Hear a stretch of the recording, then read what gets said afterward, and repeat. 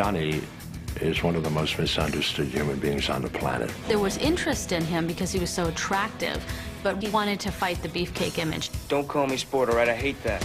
He's one of the only actors around at the moment who is willing to take huge risks. His choices are wonderful, but I'm sure he drives his agents crazy. Not sure I deserve that. He doesn't take garbage from anybody. Getting married soon? Are you gonna change your underwear tomorrow? He threw away all the rule books and just did what he wanted to do. He's created his perfect world. Johnny Depp, now on Biography.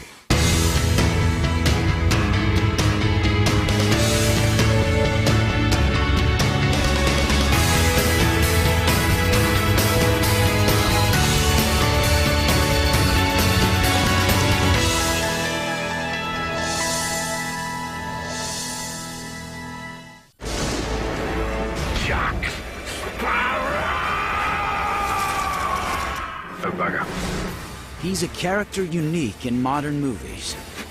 The swaggering, staggering pirate captain, Jack Sparrow. Captain Sparrow!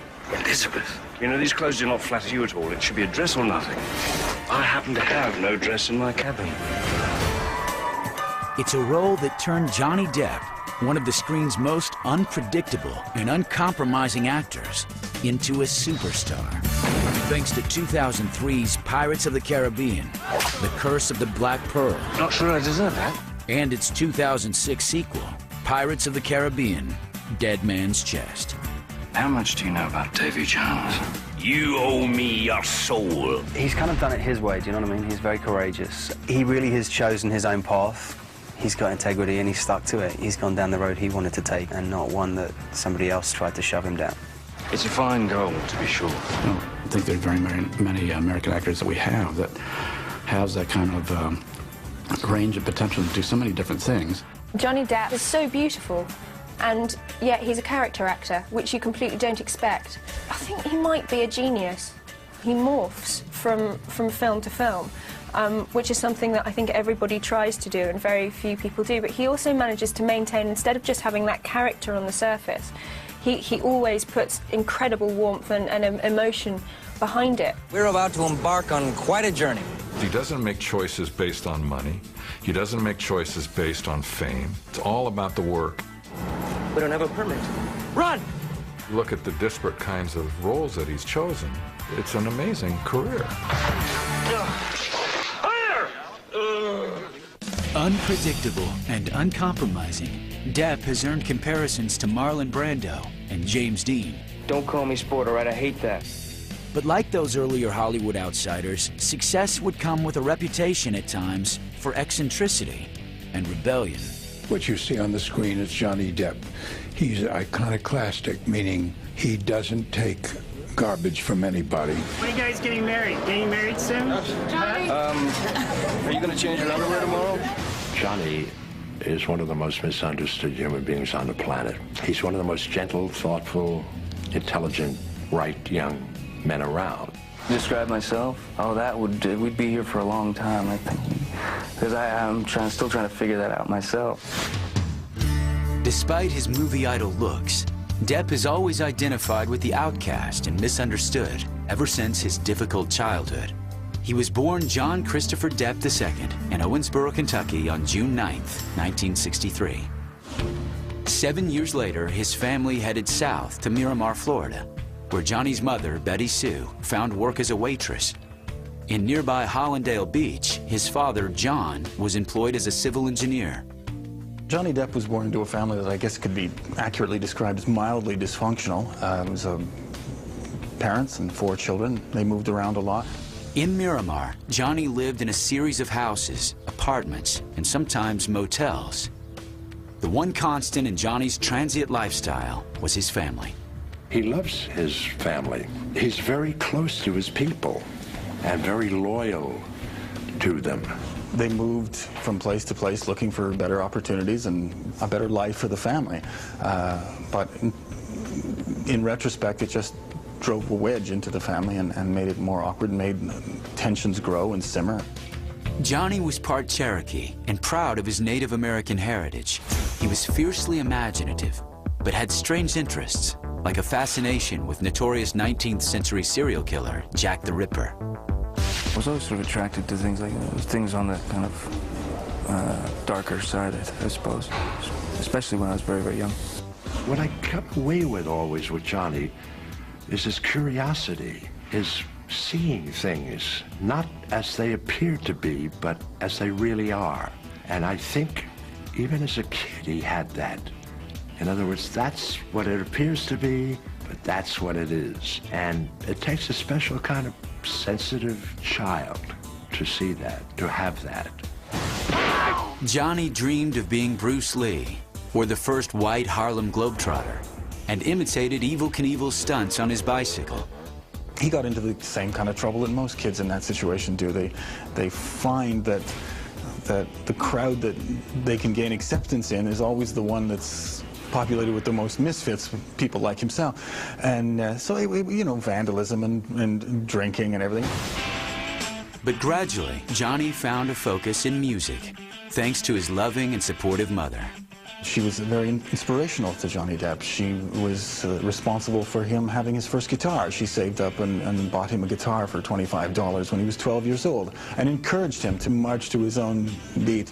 He used to practice in his garage day and night. His idol was Eddie Van Halen, and in fact mimicked his guitar playing techniques and at times dressed like him. A lot of girls were after him and were interested in him, but he was so focused on music and playing guitar and becoming a rock star that all the girl thing and the school thing, that was all secondary to him. Though Johnny didn't care for school, his older brother Dan taught him to appreciate the works of nonconformist writers. His brother Dan introduced him to the beat poets and beat writers like Jack Kerouac and Ginsberg, and also the music of Bob Dylan, and got him to listen to soundtracks like A Clockwork Orange, and all of a sudden Johnny Depp started to feel the cool of that. It attracted him in a way that built the character of an eccentric, cool guy.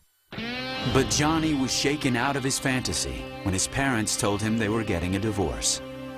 Frustrated and angry, the restless 16-year-old dropped out of high school. He struggled to support himself, pumping gas and playing in bars with his band, The Kids. They played originals and cover tunes by groups like The Police, The Kinks, The Clash.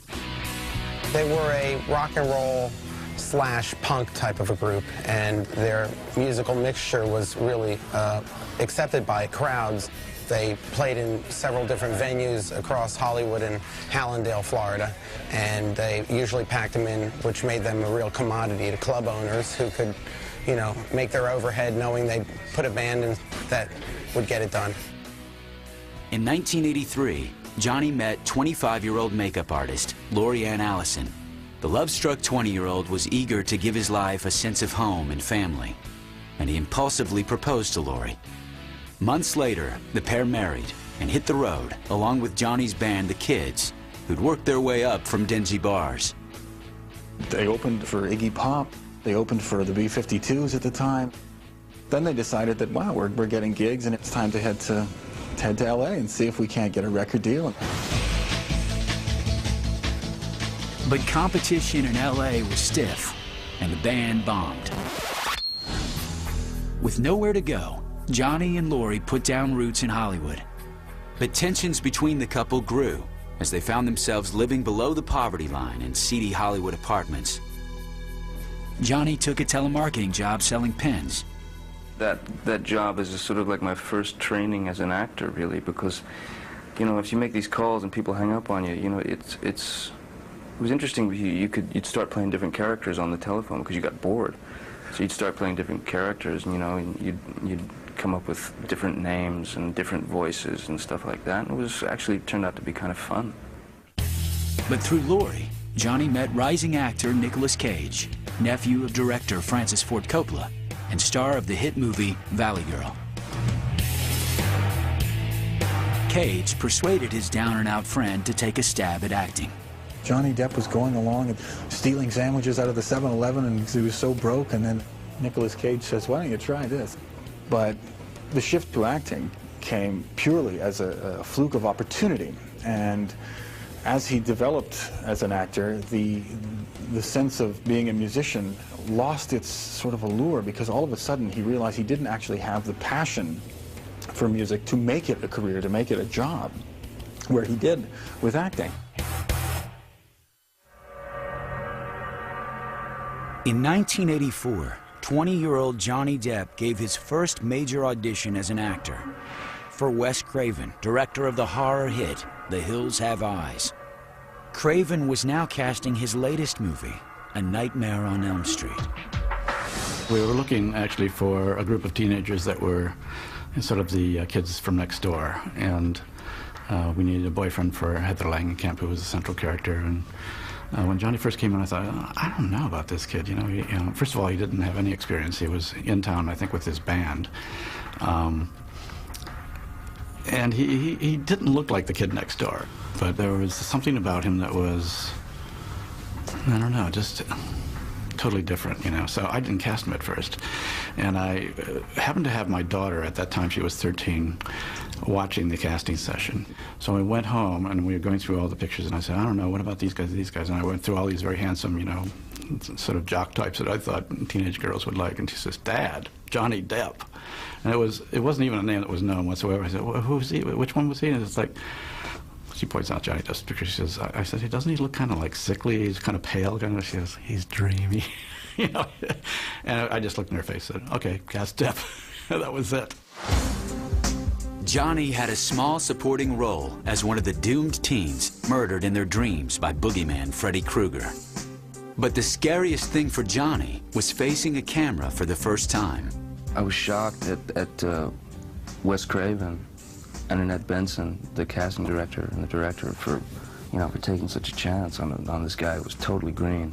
I mean, I had no idea. I didn't know lights and like marks, you know, camera position. I was clueless. He was really nervous. You could see his hand shaking, and he wanted very much to do it really, really right, but he was afraid that he would be terrible on screen. I kept telling him, no, you're looking very natural, you're looking great. The fact was that very quickly he was doing things in the first or second take perfectly well, and was bringing a real quality to the film.